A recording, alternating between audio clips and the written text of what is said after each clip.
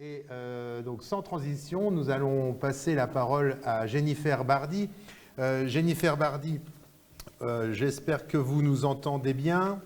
Vous êtes la deuxième représentante de l'Université Côte d'Azur aujourd'hui. Donc ça fait plaisir d'avoir un petit peu du soleil du Sud pendant cette journée de réflexion. Vous êtes maître de conférence en droit privé à l'Université de Côte d'Azur et membre du GREDEG, Groupement de recherche en droit, économie et gestion. Voilà, donc vos travaux de recherche visent à interroger notre représentation comptable du monde et réfléchir aux moyens juridiques d'intégration des défis environnementaux et sociaux de notre siècle. Donc c'est ambitieux et je sais que vous vous y employez dans un certain nombre de réflexions au sein de l'université. Je vous donne la parole pour 20 minutes également, hein, l'exercice est contraint, donc 20 minutes d'exposé consacré donc au CO2 vert et au droit comptable. C'est à vous. Merci beaucoup, j'espère que vous m'entendez. En tout cas, moi je vous ai entendu parfaitement. Donc je remercie tout d'abord les organisateurs de m'avoir convié à ces journées et de me permettre de m'exprimer sur la question du droit comptable sous le prisme du label bas carbone. Merci aussi de me permettre de le faire à distance, donc merci pour l'appui technique. Alors, évoquer la comptabilité à l'occasion de l'évocation du label bas carbone ne me surprend guère, puisqu'on voit que la question du comptage est au cœur du dispositif. On a pu le voir ce matin, encore cet après-midi. Donc, le comptage est au cœur du dispositif. Alors, en guise de préambule, je trouve qu'il est quand même important de souligner la différence qu'il y a entre droit comptable et comptabilité. C'est pas exactement la même chose. Donc, si on peut passer à la slide suivante, s'il vous plaît.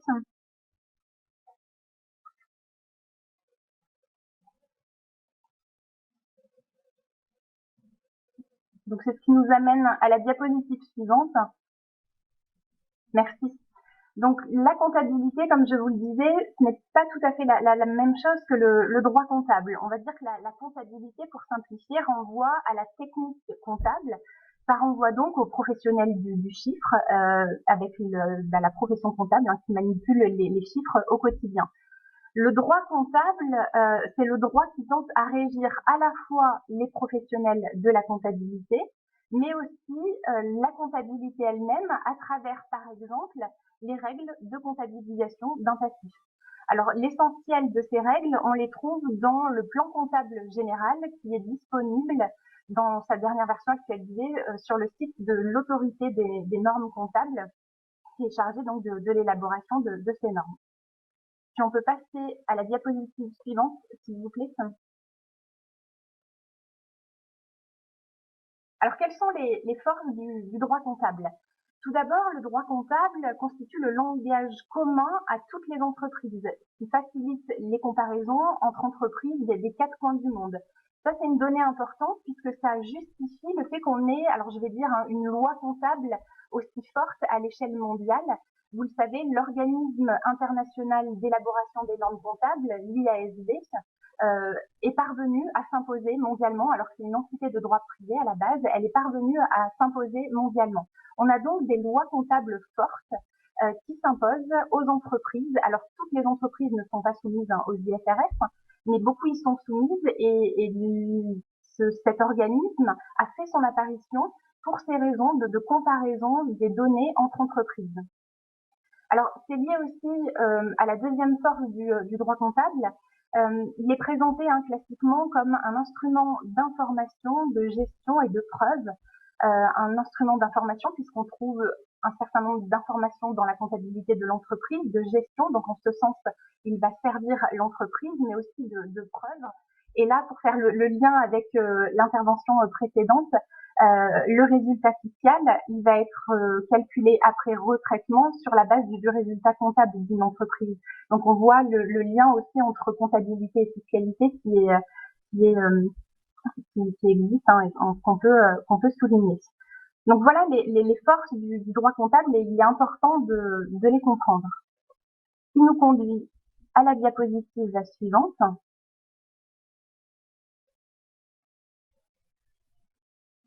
Alors, si on peut voir la diapositive suivante, s'il vous plaît. Merci beaucoup.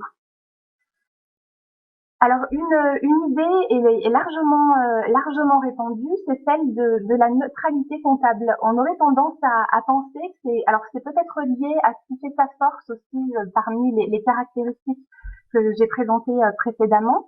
On a tendance, parce que peut-être il est question de compte, de calcul, à imaginer qu'il y a une neutralité comptable. Et c'est une idée qui, à mon sens, en plus d'être fausse, à certains égards, elle est dangereuse. On va voir pourquoi. Alors là, ce schéma est l'illustration qu'il n'y a pas de neutralité comptable. Il a été réalisé par un professeur d'Oxford, le professeur Suzuki, qui a exploité les données d'exploitation. Alors ces exploitations, elles se trouvent en Malaisie et ce sont des exploitations qui s'occupent de la plantation de palmiers à ville. Alors il a observé ces exploitations sur 30 ans. Donc là, vous avez avec l'axe des abscisses le temps, qui est donc une durée de 30 ans. Alors pourquoi 30 ans? Parce que ce serait la durée de vie moyenne d'un palmier à huile. Et sur l'axe des ordonnées, vous avez le profit. Donc pour réaliser ce schéma, il a pris les données de la même plantation à huile, donc la même exploitation, et le calcul du profit s'est fait selon deux modèles comptables différents. Donc là, vous avez le résultat en prenant deux modèles comptables différents. On aboutit à un calcul du profit sur 30 ans qui n'a strictement rien à voir. Donc je trouve ce schéma vraiment très parlant. Et après avoir vu ce schéma, on peut difficilement soutenir qu'il existe une neutralité comptable du fait des nombres, des chiffres, etc. Alors pour ce qui est du modèle avec la courbe qui est quasiment horizontale, la courbe en pointillés, c'est un modèle comptable qui est celui du coût historique, qui est réputé pour être un modèle prudent. Alors le modèle en coût historique, c'est le modèle de la comptabilité continentale auquel se rattache la France en référence à l'Europe continentale. Alors pourquoi il est prudent ce modèle? Tout simplement parce que s'il comptabilise les pertes de valeur potentielle, donc dans une optique plutôt pessimiste, il se refuse à enregistrer les gains de valeur potentielle. Donc il est vraiment dans cette optique pessimiste, tout simplement pour satisfaire à l'exigence de prudence. C'est ce qui explique que dans les premiers temps de vie du palmier, vous voyez, on n'a pas de profit en réalité. On a un résultat qui est négatif, nul, voire négatif, les premières années, tout simplement parce qu'au départ, ça correspond à de jeunes pousses. Donc on a un arbre qui n'est pas encore véritablement productif en termes d'huile. Il peut pas produire de l'huile. Donc c'est parfaitement normal. Donc il va arriver une phase progressivement de maturité, et puis là on voit qu'il va permettre de produire de l'huile régulièrement, donc ce qui donne lieu à un profit plutôt régulier sur plusieurs années. Alors il y a d'autres paramètres qui peuvent entrer en ligne de compte, comme la météo, comme le cours de l'huile sur les marchés, mais admettons que ces paramètres soient plutôt stables, on a quand même une stabilité. Et puis pour terminer, on a une phase un peu descendante qui correspond au vieillissement de l'arbre qui, à nouveau, est moins productif. Pour ce qui est de l'autre courbe du profit, donc c'est celle qui a été calculée. Le profil a été calculé sur 30 ans sur la base du modèle en juste valeur. Alors le modèle de la comptabilité en juste valeur, on va dire qu'il est rattaché en fait aux normes IFRS, aux normes comptables internationales. Donc c'est sur cette base que le professeur a réalisé le calcul. Alors ce modèle, contrairement au modèle en coût historique, il est beaucoup plus optimiste. Il est beaucoup plus optimiste puisqu'il vise à informer les actionnaires. Et dans cette optique, la vision, elle est beaucoup plus court-termiste. C'est ce qui explique que dans un premier temps, on a une explosion du profit, alors que réellement, si on se base sur le cycle biologique de l'arbre, c'est encore qu'une pousse, enfin une graine, puis une jeune pousse, donc voilà, il ne peut pas véritablement produire. Mais quand même, voilà, comme on se base à la fois, alors là aussi, les pertes de valeur potentielle sont comptabilisées, mais surtout, les gains de valeur potentielle sont ici comptabilisés. Donc on est dans une appréhension très optimiste qui explique cette courbe qui est très différente de celle du modèle de la comptabilité en coût historique. Voilà pour ce schéma. Nous pouvons passer à la diapositive suivante. Alors, lorsqu'on voit de manière aussi effarante qu'il n'y a pas de neutralité comptable, cela conduit à s'interroger sur finalement ce qu'il y a derrière les modèles comptables. Quelles valeurs sont véhiculées derrière ces modèles comptables qu'on utilise souvent sans se remettre forcément en question, sans interroger les valeurs qu'il y a derrière. Alors c'est là tout le rôle des juristes, particulièrement des juristes de droit économique, et donc plus spécifiquement quand on s'intéresse au droit comptable comme moi, c'est de questionner quelles sont les valeurs derrière ces modèles comptables. Parce que ça va structurer toute l'économie. En agissant sur les entreprises, on impacte indirectement l'économie tout entière. Et dans une optique de régulation, qui est à mon sens une des fonctions importantes du droit, et notamment de régulation de l'économie, il est important qu'on ait conscience que les modèles comptables ne sont pas neutres. Ils véhiculent des valeurs et il est important qu'on ait conscience de ces valeurs lorsqu'on diffuse et qu'on impose ces modèles comptables aux entreprises. Alors aujourd'hui, quelle est la substance de se rendre compte? C'est le fond de la question. Est-elle purement financière? Si on regarde les règles comptables aujourd'hui, eh bien oui, la substance de se rendre compte est purement financière. Mais j'ai quand même envie d'en douter. Moi, j'en doute fortement, ou du moins, ça amène une évolution certaine du droit comptable, puisque quand on voit la prolifération des informations RSE communiquées par les entreprises, quand on voit les dernières évolutions législatives, je ne prendrai qu'un exemple, la loi Pacte, qui modifie l'article 1833 du Code civil, selon lequel la société, donc son intérêt social, a pour mission dorénavant de prendre en considération les enjeux sociaux et environnementaux de ces activités. Donc on voit finalement qu'il y a des évolutions dans le champ juridique et dans le champ de la RSE, donc qui correspond pas à du droit dur, mais aussi à du droit mou. Et au regard de toutes ces évolutions, ben voilà, ça interroge la finalité de l'entreprise. Est-ce qu'on peut aujourd'hui valablement admettre que la substance de se rendre compte est purement financière? Alors je reviens au label bas carbone, hein, qui est notre propos du jour, et ça me conduit à me baser donc sur la diapositive suivante, s'il vous plaît. Merci.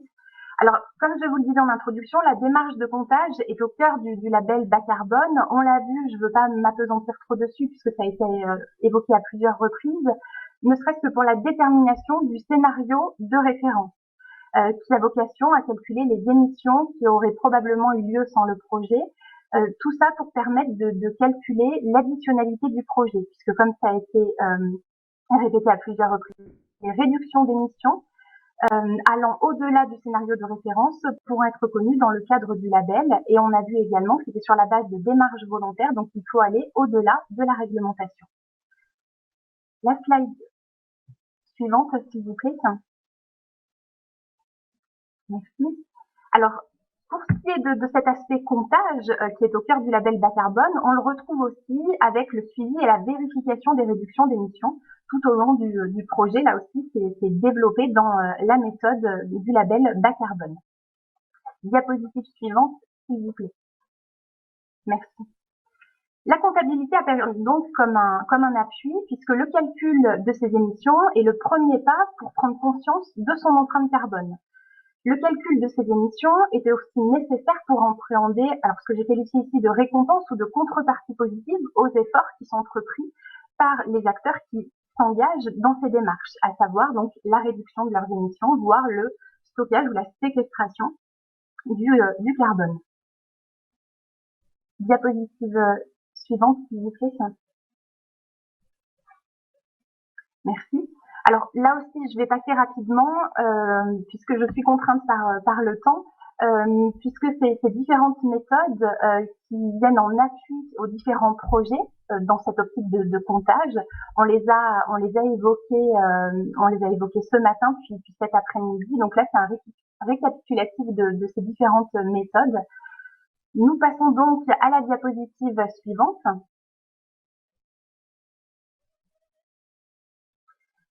Alors, le label bas carbone s'inscrit dans ce que l'on appelle la comptabilité carbone. La comptabilité carbone qui va permettre de calculer son empreinte carbone. Alors, le développement de la comptabilité carbone des entreprises se situe à la fin des années 90, à l'occasion de la mise au point du Greenhouse Gas Protocol, qui est un standard anglo-saxon de comptabilité carbone. Il faudra attendre le milieu des années 2000 pour qu'un nombre significatif d'organisations commencent à calculer et publier le volume de leurs émissions. À cette fin, elles vont être aidées par différents outils. Donc, parmi ces outils, on peut signaler l'outil bilan carbone qui a été proposé par l'ADEME. Se transférer ensuite à l'ABC, l'association bas carbone, bilan carbone, lorsque l'ADEME s'est engagée dans un processus de réglementation, puisque des entreprises sont soumises par le Code de l'environnement, alors pas que des entreprises d'ailleurs, des entités, sont soumises par l'article L229-25 du Code de l'environnement à établir le bilan de leurs émissions de gaz à effet de serre. Donc on a les personnes morales de droit privé qui emploient plus de 500 personnes, on a également l'État, les régions, les départements, les métropoles, etc. Donc sur la base de cette obligation légale, l'ADEME a publié un outil, on a une méthodologie qui est accessible sur son site internet, celui des bilans de gaz à effet de serre. Et elle a également mis à disposition du public la base carbone qui répertorie des données publiques. C'est une base qui est donc ouverte. Toujours dans cette optique de comptabiliser le carbone, on peut faire référence à la norme ISO, la norme ISO 14064, qui date de 2006 et qui a été révisée en 2018 et on l'appelle aujourd'hui donc la norme 14064-1. Alors il y a ces déclinaisons comme 14069 qui concernent spécifiquement la quantification et le rapport des émissions de gaz à effet de serre des organisations. Nous évoquions également, alors tout au long de la journée, le marché européen des quotas d'émissions de gaz à effet de serre. Alors, on voit avec l'apparition de ce marché l'importance, là encore, de la démarche de comptage et le rôle de la comptabilité, puisque à ce moment-là, l'autorité des normes comptables, pour ce qui est de la France, s'est saisie de la question pour savoir comment les entreprises allaient comptabiliser ces quotas. La question, l'EFRAG, qui représente la profession comptable à l'échelle européenne, s'est également emparée de la question. Alors, si je reste à l'échelle française avec l'autorité des normes comptables, je prends pour exemple dans le plan comptable général qui aujourd'hui comporte une section entière consacrée à la comptabilisation de ces quotas, l'article 615-11 prévoit la comptabilisation d'un passif lorsque l'entreprise a émis plus que les quotas qu'elle détient.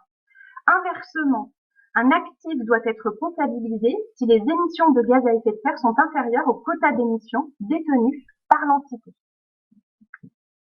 Diapositive suivante, s'il vous plaît, merci.